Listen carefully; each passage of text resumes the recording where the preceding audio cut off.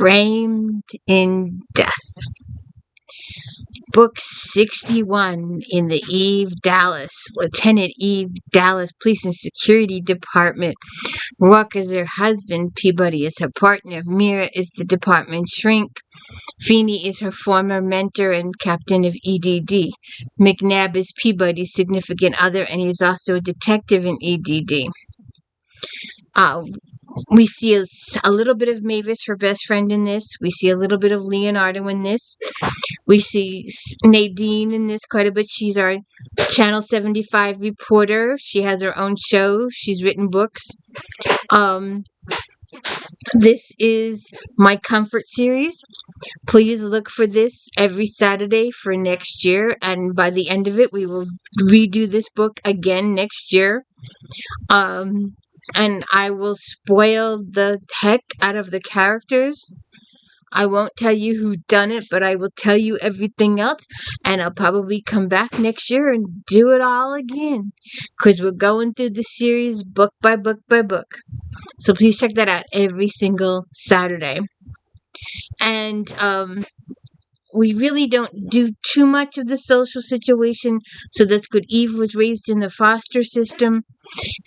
She had a really horrible childhood, and the foster system, some of those people tortured her mentally and physically tortured her. So she doesn't do well in social situations, but she's slowly learned. She's been married to Rook for almost a little over 3 years now. And it's the big house reveal. Now we all have to wait for number 2 to arrive. We've been waiting for number 2 to arrive for like eons now. But it's just the house. There's no Mavis after the house. That's it. But there's lots of Nadine. So, don't forget anybody. Whitney's her boss. Ki Young is the department liaison with the press. We see a little bit of him. And we get a lot of the bullpen. We haven't seen too many of them lately, but we get Carmichael and San Diego. We get Baxter and Trueheart. Reineke and his tie. We get it all. We don't have the slow transition sometimes that I'm used to and that I enjoy. Sometimes it's quick and a little abrupt in our transition in a couple of places. But it's my favorite character. It's my Eve Dallas, lieutenant in the Police Security Department, and we're in it. I've waited and waited, and I finally sat down and gave in. The book has been sitting on my table, and I gave in, and I even tried to stretch it out by listening to the audiobook. Did about 4 chapters by then and just gave up. I was like, give me the goddamn book. I'm going to sneeze my brains out.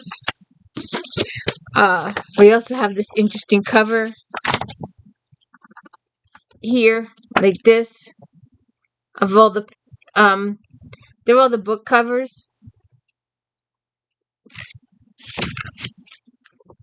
So I don't know. Alright, wait a second now. My nose is coming off here.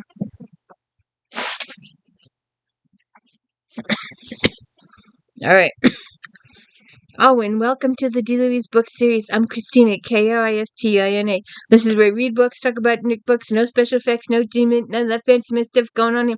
And if you could please hit this thumbs up, I'd appreciate it. So,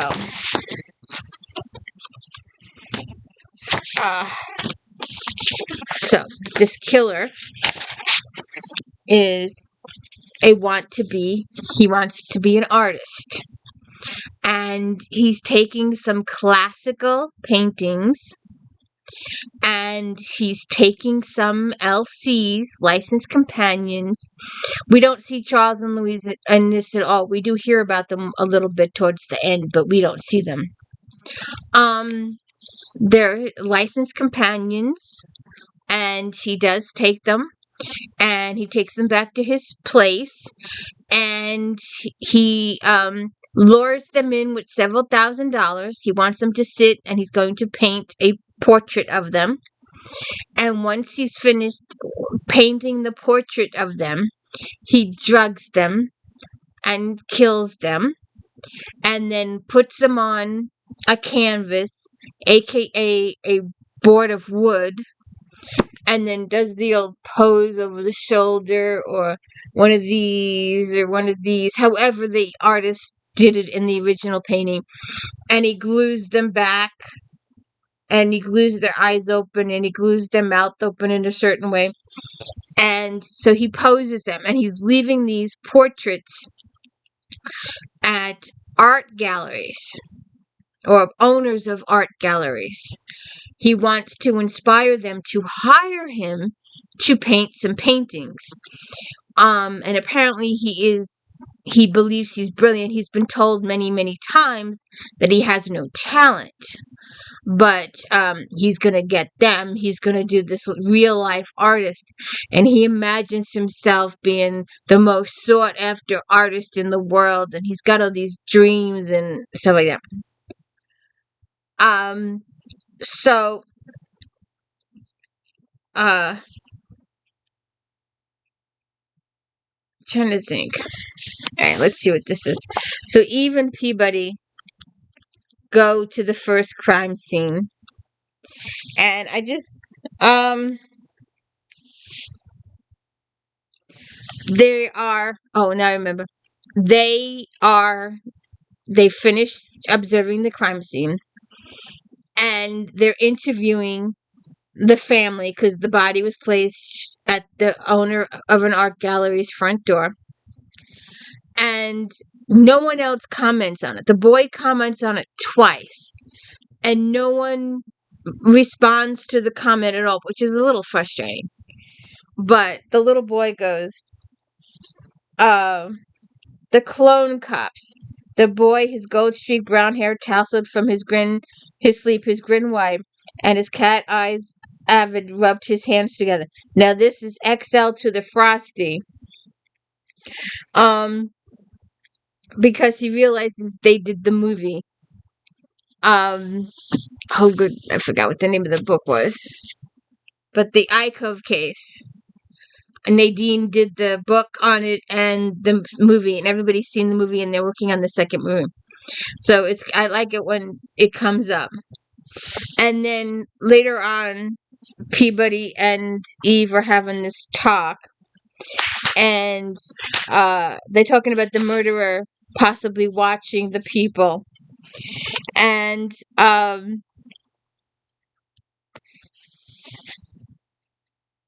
one of the people is a Marine, works in Maine. He has a whale watching employment, takes the boats out. She got behind the wheel. What if the whale objects to being watched? He's going to be bigger than the boat because whale. So if he's feeling pissy, he could be watched this blank. Then he rams the boat and the people are splashing around in the water, screams for the air. Then plug, glug, glug, all because they're going out there on some boat playing peeping Tom on a whale. Peabody sat quietly for a moment. You know, until now, I've always wanted to go whale watching. That's another dream crushed. You're better off. And they're getting better with Eve's auto chef in her car. Some people don't like the series because it's a little futuristic, but some of the stuff is happening now. When she started and people were contacting each other via video link, well, we're doing it now, aren't we? A lot of the stuff that Nora invented 30 years ago is coming true.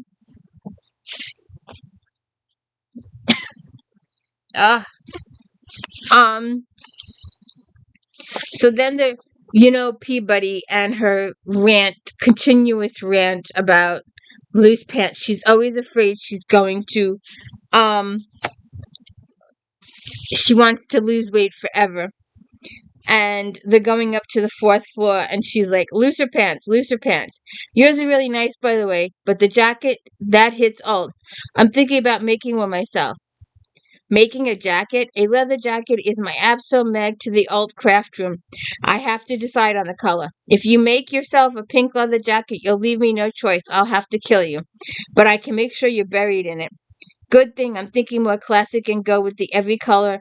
Not black, but maybe a gray with some blue undertones, or a deep brown, or a coppery brown, or... Is your mind on the job? It distracts me from 4 flights of stairs, but job-wise, maybe he, and it feels like a. Then they get into context again. So then they're at a victim's apartment and they're searching her room, and Eve is looking under the bed, and she's looking at it. She goes, it occurred to her she hadn't been best at housekeeping during her apartment days, but even she hadn't grown dust bunnies the size of a Saint Bernard. Peabody stepped in. Why dust bunnies? They're just dust. Why are they bunnies? Peabody considered, because when you're not watching, they hop around. Do they really? Do they really? I don't know. I never let them go into bunnies, even if I didn't care, and I do. My mom's disapproval would reach across the miles and shame me. I love the little conversations.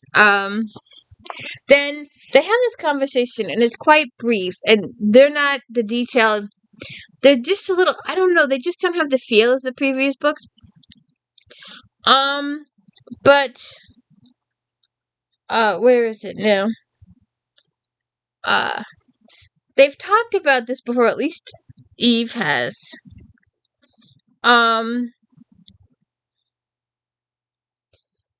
Friends take time. I lived like that for a while. I was focused on getting out, getting here. One goal, well, two. New York and the badge. Hers, making top level and living high. So I get her to a point. Why New York for you and me? Why here especially? And her and Peabody have talked about this before, so Peabody knows. I don't know why she's bringing it up again, but maybe Nora just wanted to leave it out there again. But people have said, you can be in Manhattan. You can be walking down Broadway or Varick Street or Fifth Avenue, and there could be millions of people around you, and you're totally, absolutely 100% alone. They have said that millions of times. Because you can be anybody here. You can disappear if you want. Nobody knows you and nobody cares where you came from. It's the whole F world in one place. That's it. The last bit. For me too. The excitement, there's so much of it. I wanted the badge also, but I wanted it here. I wanted some of that so much. It scared me a little at first, and even that was exciting. As they got into the car, Peabody belted up. Did that scare you? No, it was the answer. Eve thought of herself sitting at the counter window, eating her first slice of New York pizza. Freedom at last. It was all the answers. I thought I could shake off everything that happened before, shut it away, that the city would just burn it off. I was wrong about that, because you never shake it all off. Maybe you shouldn't, but it was still all the answers. So maybe for her it was, but they've talked about that before. Then they go see Morris. So we get to see Morris. Morris is our medical examiner. He's the morgue guy.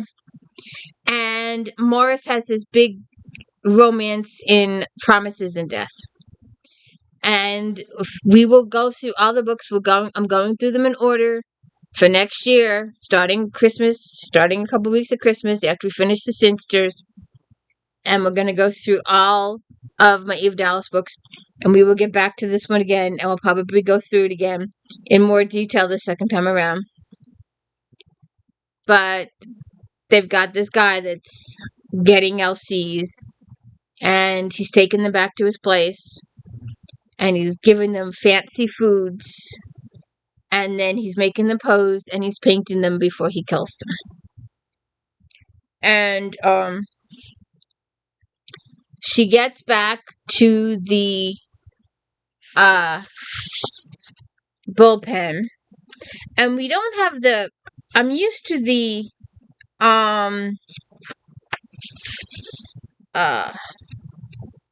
transitions, going up the elevator, going down the elevator, that kind of thing. We don't really get too much of that in this. It's a little more abrupt but some of the books, because of this particular case, it's a little on the rush side. She's a couple of books ago. It was on the rush side because they were working under a time frame with the killer, and it's a tad on the rush. But we get you get that slowdown with seeing the house, the big house reveal. But it ends really abruptly. I would have liked them to sit down to the actual meal and see the actual meal on stage. The meal actually happens off stage. And then she's back with Rourke. And I wanted maybe another paragraph or two, a little transitional paragraph, but we didn't get that. But we'll get there. But, she goes back to the bullpen, and it's a running thing. We will talk about it all next year in every book, almost every book. And we will talk about it again when we do this one. It's weird. By the time we do this one again, we'll have 2, possibly 3 more books after it. By the time we get here. So she opened the doors. D.S. Jenkinson and his tie walked on. Lieutenant Peabody. Why, God, why? Too late. Eve slapped a hand over her eyes. In this closed space, it's burning my corneas. Ah, Lou. With a kind of affection, Jenkinson ran his hand down a tie with a field that spread like nasty purple bruise. Over it, flowers the color of concerning urine's blood bloomed. It's pretty subtle. Yeah, subtle like a pipe wrench slammed repeatedly on the back of the skull. What are you doing here?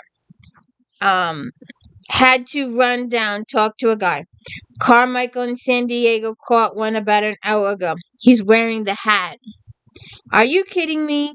Looks like he bet Carmichael the Cubs would beat the Mets in Saturday's game. Eve narrowed her burning eyes. There were hard lines, deep lines, not to be crossed. One of my detectives bet against the Mets? Well, Santiago's from Chicago, and it turns out he's got a pal from high school days who's a relief pitcher on the Cubs roster. Plus, he's paying boss. He has to wear the hat all week. Jenkinson shrugged. No money on it, and the Mets took them down 4-2.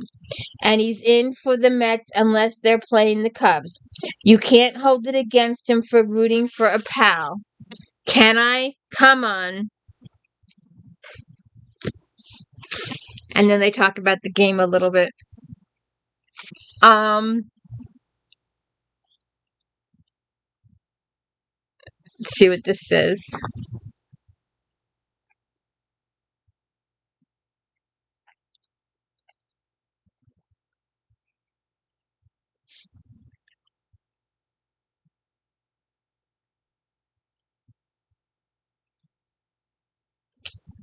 Two, 4, 6, 8, 10, 12, 16, 18.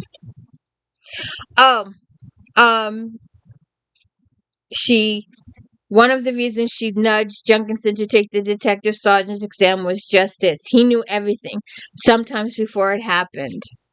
He's gotten a promotion, so we've seen, I think it happened in the last book that Jenkinson got the promotion. So that really wasn't news. So then they're out canvassing, doing investigating, and they sometimes they eat, and then supposedly 2 lines later it's been 10 hours since they ate, and they eat again. Or sometimes Eve goes without food the entire. Sometimes it doesn't jive. But they're going to speak to a potential, and they talk about, where is it now?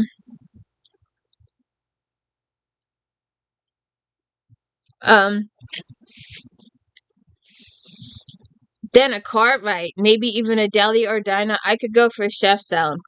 If it comes from a restaurant of any nature, shouldn't it always be a chef salad?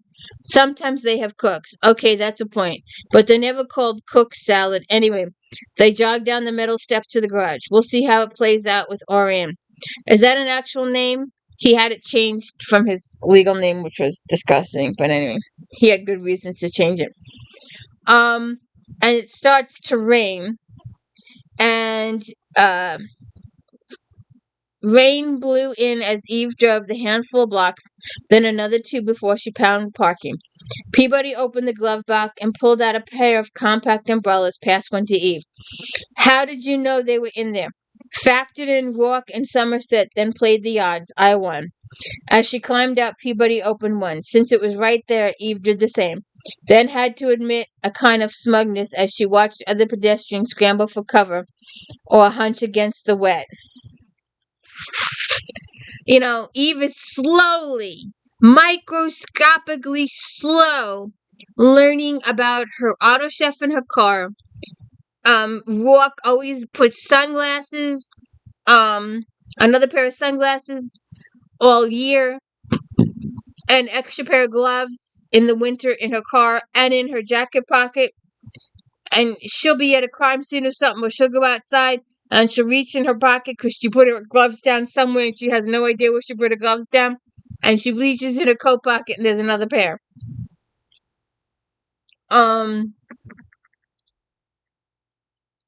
So they interview the suspects. They have their lunch. She talks with Mira. And then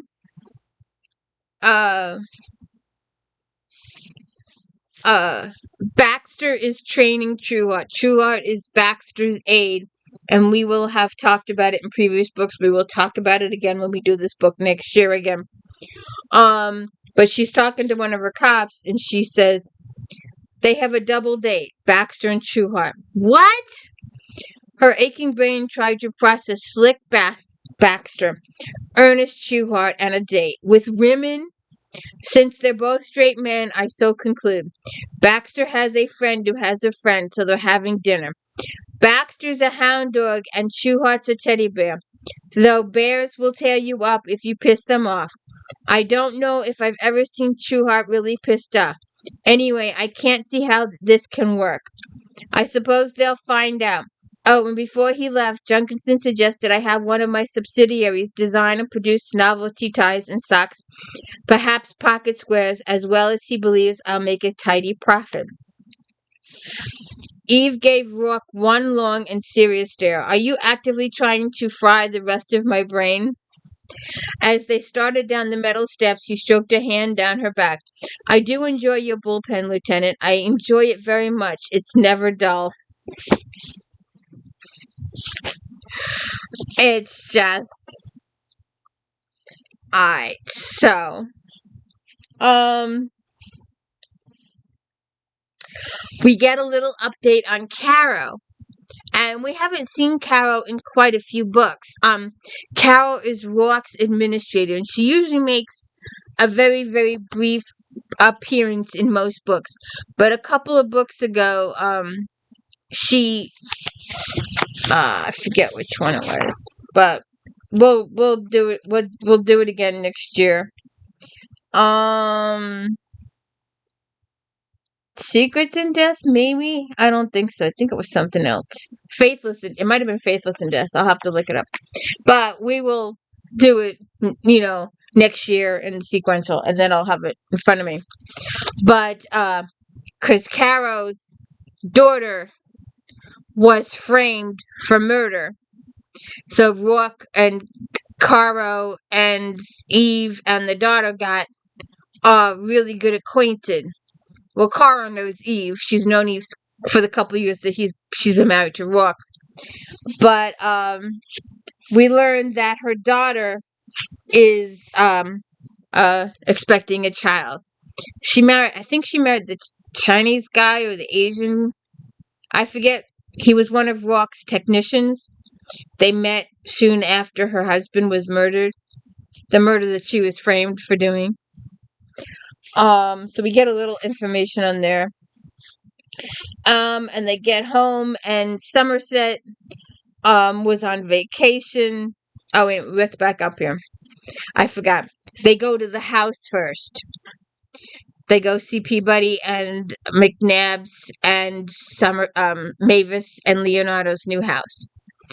And I want to know why Bella is not talking more.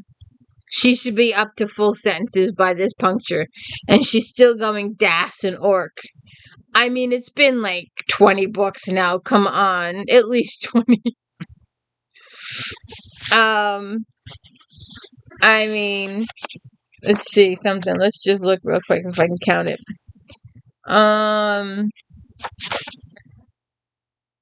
Born,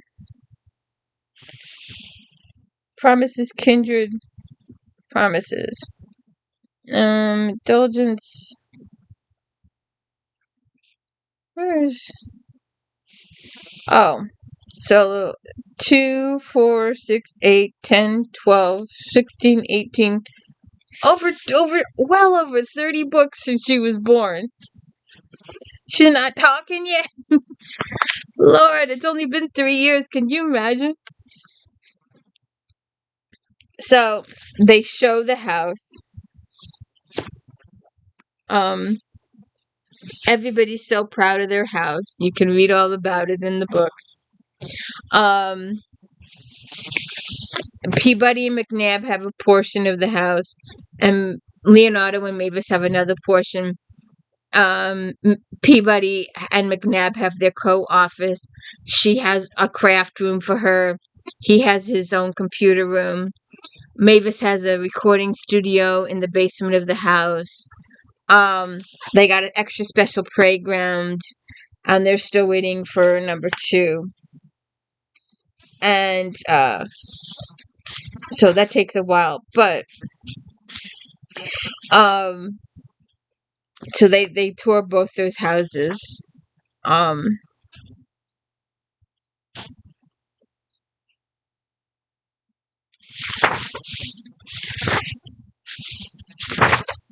Oh, I'm sorry. I keep forgetting how loud the page turning is with this. I do not know why. It doesn't pick up my voice very well, but it picks up the page turning more than it picks up my voice, which doesn't make sense, but that's there you go.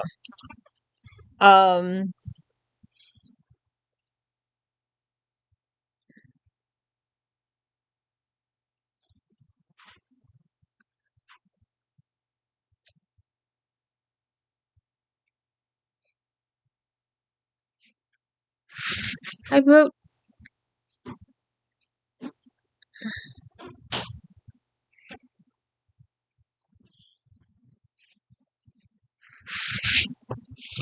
when he went.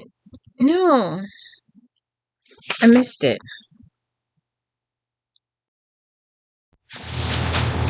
So after they get home, after the house showing, it mellowed her mood. It was just good. It was everything to have home. She said exactly to Rock. It is, yes. We're thinking about adding that and doing a small garden. That jerked her out of her mellow mood. Did you hit your head on something? Again, there's room, and it's something Somerset might enjoy. He likes fresh herbs and so on from the greenhouse. I might speak to him about finding the right spot for a few raised beds. If you start talking about chickens, I'm hauling your Irish ass to ER, maybe to the psych ward. No chickens, no. When he parked in front of the house, he reached over to give the dent in her chin a finger tap. A bridge well too far for the likes of us. Okay, just don't expect me to wear some silly hat and start planting kumquats. That would be a tree, darling. Whatever they are, that's a solid no. It's fortunate, isn't it, now that we have... That's a no we share. As they walked to the door, she looked at him. I have to unlock the box again now. Understood. Absolutely understood. I'd like to hear about the rest of the contents. More fortunate. She hadn't expected to find Somerset looming in the foyer, but there he was, the living skeleton in black with the cat at his feet. Too bad he hadn't taken Rourke up on the extending his stay in Italy a couple of weeks after his friend's memorial. I figured you'd be ready to slide into your coffin for the night. As it happens, I just returned from dinner with friends, and while it often amazes me that you have friends yourself, how was yours? It was lovely. Walk inserted before the exchange could escalate. I hope you can get by to see it completed and lived in. It happens I am invited to dinner later this week. I look forward to it. And then she goes up for work. And she overhears Rourke talking to Somerset about planting some garden beds. Not a clue. Not a clue. So they do interviews, and she goes and meets with Dickhead. He's the substance guy. He analyzes substances, liquids, all that kind of stuff. Then they go see Harvo. She's the queen of hair and fiber, and she helps them quite a bit with the case. And Rourke helps them identify the paintings that the portraits of the victims are resembling. And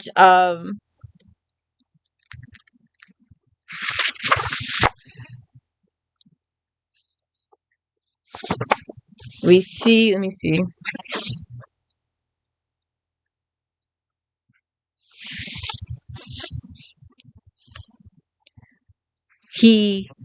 The next day she goes in and she sees Jenkinson's tie again.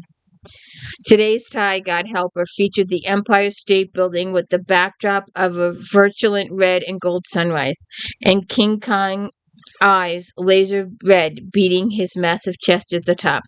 Before you say anything, Jenkins began, the squad unanimously approves this one. It's iconic, Santiago said. So's your hat. And then Eve goes to her office. And she starts working on her murder board. And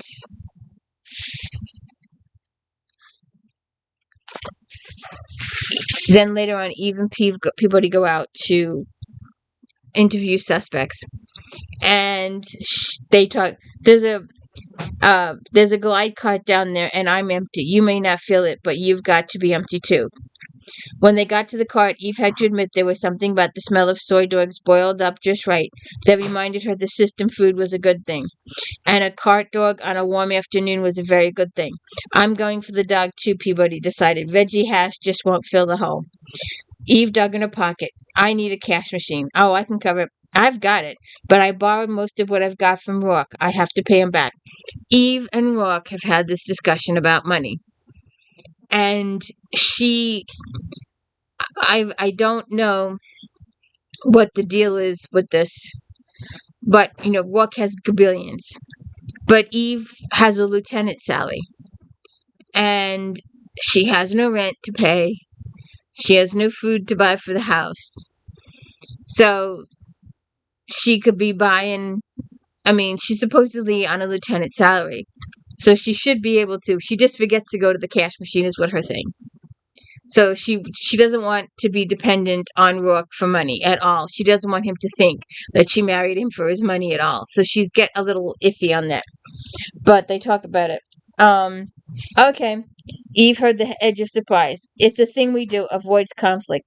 As they started back eating dogs on the way, Eve shrugged. His money can be annoying.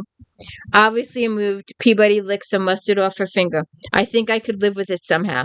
I do live with it. I just don't like him handing me cash when I'm tacked like it's nothing, and I don't want to ever get to the point where I feel like it's nothing. On another bite of dog, Peabody nodded. Okay, I get that. I can absolutely get that. You can? Yeah, I can and do. If you treated the money like it was nothing, it was like saying, hell, he doesn't need a few hundred back from me. And sure, he doesn't, but paying it back is respect for him and for yourself. Exactly. Pleased, even vindicated. She gave Peabody a light punch in the biceps. Exactly. So I need a machine. She found one before she finished the soy dog, took out the cash, and stuffed it in her other pocket. As they got back in the car, Peabody ordered them both cold drinks from the inn dash. McNabb and I split expenses. We worked it out, the rent and all that. When we go out, sometimes she treats, sometimes I do. It just depends. But the monthly expenses we split. It's respect and avoids conflict. It's love too. You can respect somebody without loving them, but if you don't respect somebody you love, it's never going to hold up.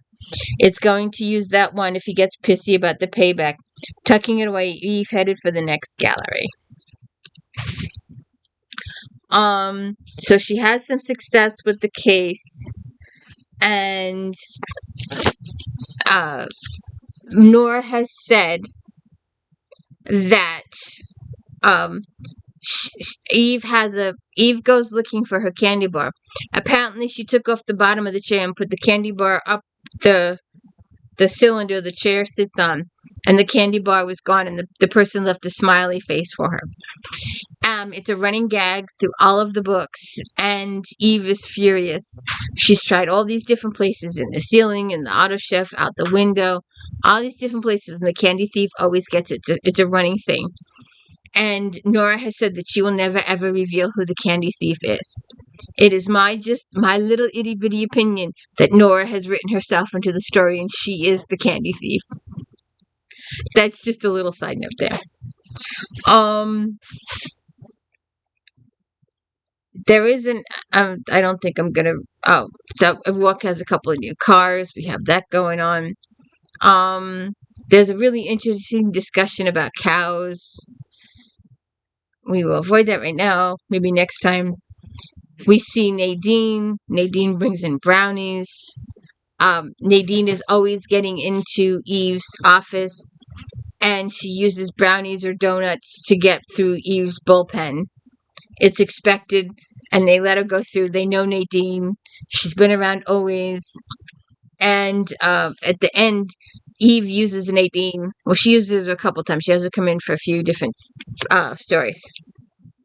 But they're on once Eve gets the motion going and she figures out what's going on with the killer,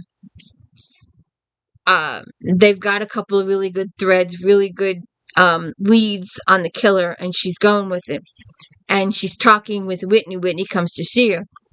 And, it's been 3 victims by the time he gets to her. Or 2 victims. And she's talking it through with him, and she has this light bulb moment, and the book takes off from there. It just zooms to the end, and it has a little bit of a different twist at the end too, which I would have liked. We didn't get it, and I would have liked that extra little chapter at the end. I mean, there is an epilogue here, but it's not the one I wanted. I wanted a second epilogue, the one with Eve and Rock talking on the way home, blah, blah, blah. But we didn't get that this book. Or maybe a phone call from Mibis. We didn't get that either in this book. So we'll see what happens. We'll see what happens when I do this again next year. I'll be interesting to watch this video back. Or maybe I'll do my new video and then go back and watch this one. Because we will do this again next year. Hit the like and subscribe. And have a good one.